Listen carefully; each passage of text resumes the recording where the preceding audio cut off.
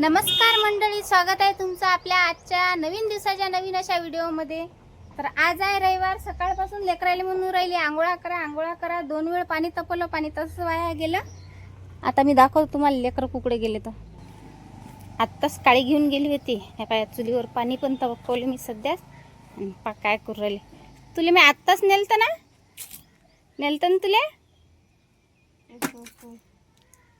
आणि चल होय आंघोळीला। हाव किती पसारा करून ठेवला हा पाय बरं।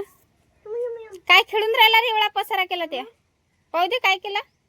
गड्डा तुला गड्डा कोण करायला सांगितलं। डबल बुजवतो आम्ही, नदी खेळालो। चल होय आंघोळीला पाणी टाकलं। हा बाई त्याची कॉल हा चल रे होय रे। जाय बे पिंगा माईसाठी कॉल दुकानी ते कोण सगळे कोण असं करू त्याचे गड्डा कॉल। काय रे, काही फरक पडून राहिला का नाही सांगू राहिले आंघोळीला हो ना।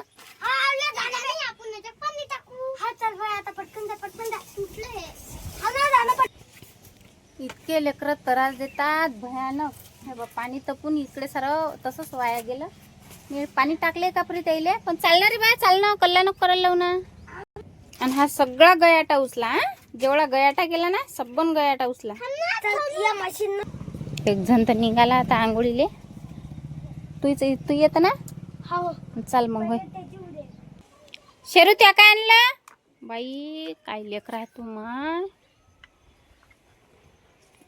शेरे हो दे माय माय माय माय माय माय माय। हे पाय सर रिमोट भरून टाकलं नाही, याचे बटन तुला निघतात तरी काय ऐकत नाही। या ती अंगाला कांदी लिले माशा डसत असतात, मग ती अंगावर माशाला बस। ना मय होय की काय होय, पाहिलं मी मातीच आहे ना, किती मातीत खेळ करी तू। डबल खेळतो, डबल खेळता लय हुशार आहेस रे। आंघोळ केल्यावर डबल नसत मातीत खेळत बाबू। आहे ना मय बाबा बाबा बाबा बाबा, गद्यासारखाच महिला आहे तिथं मातीत असतो घाबरे आहे। मग त्या डोक्याला काहीतरी आहे बोलवायला तुझे पाणी आहे।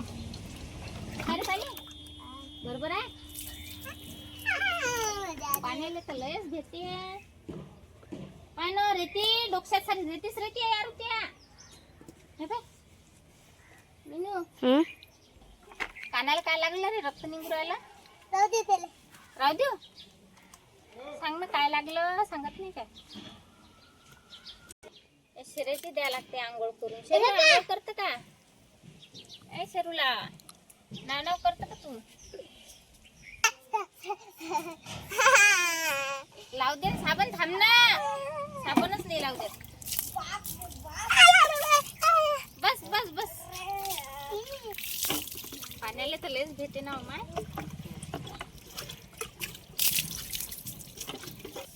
चल होय आता आंघोळ झाली तू या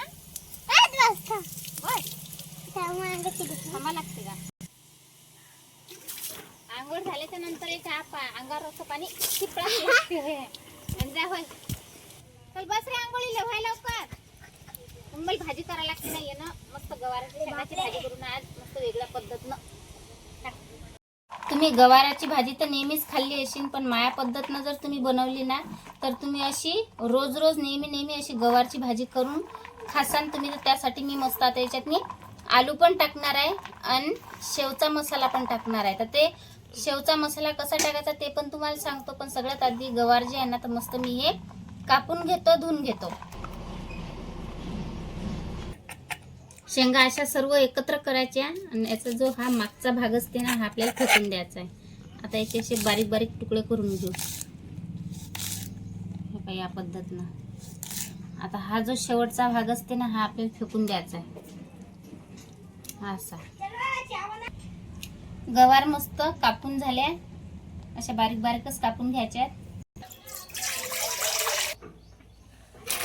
आता हे गवाराच्या शेंगा कापलेल्या आहेत ना, हे मस्त धुवून घेऊ। तर गवाराच्या शेंगाची भाजी करायसाठी आपण मस्त शेवचा मसाला तयार करू। तर त्यासाठी मी थोडेसे शेव घेतले, 2 चमचे पांढरे तीळ घेतले, तीळ कोणते वापरले तर चालतात, थोडेसे शेंगदाणे घेतले। तर आपण करू मस्त गवाराच्या शेंगा, आलू आणि लगे आपला शेवचा मसाला करून मस्त आपल्या गवाराच्या शेंगाची भाजी करू। तर हा मसाला कसा करायचा ते पण तुम्हाला सांगतो। संजीवनी फॅमिली ब्लॉग्स मध्ये या यूट्यूब चॅनल मध्ये तुमचं स्वागत आहे। तर तुम्ही जर नवीन असाल तर नक्कीच आपल्या चॅनलला सबस्क्राईब करा. तर चला सुरुवात करू.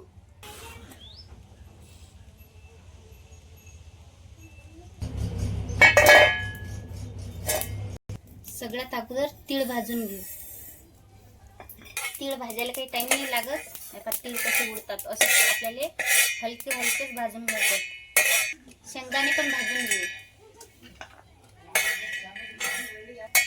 शेंगदाण्याले पण मस्त असे डाग लागले. शेंगदाणे काढून घेतो. शेव टाकून घेतले. याचा मसाला तयार करून आणतो बारीक करून. शेवचा मसाला तयार करून आणला. बिना पाण्याचाच आणला, पाणी नाही टाकलं. या पद्धतीनंच आपल्याला कोळला कोळला मसाला तयार करून घ्यायचा आहे. दुसरा मसाला तयार करून घेऊ आपण. त्यासाठी चवीपुरतं थोडंसं मीठ घेतलं, थोडीशी हळद, मसाला जो तुमच्या घरी असेल तो, आणि तुम्हाला जसं तिखट लागते तसं तिखट टाकून घ्यायचं. थोडासा शिल्लक धने मसाला घ्यायचा आहे. आता हे सर्व मसाले मिक्स करून याच्यात थोडंसं पाणी टाकून घ्यायचं आहे. असा जर मसाला बनला ना तर ग्रेव्ही आपली मस्त तर्रीदार बनते आणि लगेच चवदार पण लागते.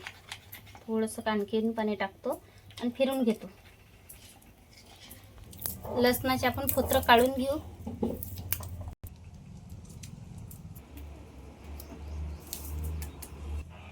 लसण घेतला काढून. आता एका मी खलबत्त्यात टाकून घेतला. तुम्हाला जर मिक्सरातून काढायचं असलं तुम्ही मिक्सरातून पण काढू शकता. हे काश्मीरी लाल मिरची पावडर आहे, हे पण टाकून घेतली. थोडंसं मीठ टाकून घेतो. मीठ टाकल्यानं लसण उडत नाही. आता हे मीठ ठेसून घेतो बारीक बारीक. कढई चुलीवर ठेवून घेऊ. एक आलू घेतला. तुमची जर भाजी शिल्लक असेल तर तुम्ही आलूचं जे हे असते ना आलू, तर तुम्ही वाळू पण शकता. तर मी आता हे आलू कापून घेतले. मी सालासकट कापले. तुम्हाला जर साल काढून जर आवडत असतील तर तुम्ही साल काढून पण आलू वापरू शकता. जे आलू आपण कापले ना हे पाण्यातनी मस्त चकचक धुवून घेऊ. याचा स्टार्च पण निघून जाते आणि आलू काळे पडत नाहीत. तेल टाकून घेतलं थोडंसं. तेल गरम झालं. आपण हे गवाराच्या शेंगा जे कापले ते आपल्याला तेलात तळून घ्यायचे. तळून म्हणजे आपल्याला हे भाजून घ्यायचे आहेत बरं. हे कापलेल्या शेंगा, गवाराच्या शेंगा मस्त भाजून झाल्या. याला मस्त डाग लागले. एक एक एक असा बारीक बारीक डाग लागला म्हणजे मस्त शेंगा भाजल्या गेल्या. आता एका प्लेटीत मी काढून घेतो. आता कढई आणखीन चुलीवर ठेवू, कारण की आपल्याला आता आलू भाजून घ्यायचे तेलात. थोडंसं तेल टाकून घेतलं. जर शेंगाचं तेल जर अगोदर असलं तर तुम्हाला तेल टाकायचं तर काही काम नाही. तर आता टाकून घेऊ आपण हे कापलेले आलू. भडका होते.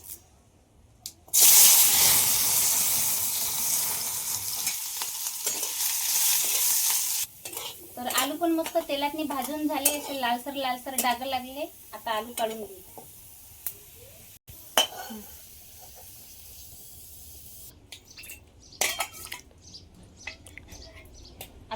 गवाराच्या भाजीला आता फोडणी देऊ मस्त. त्यासाठी मी तेल टाकलं.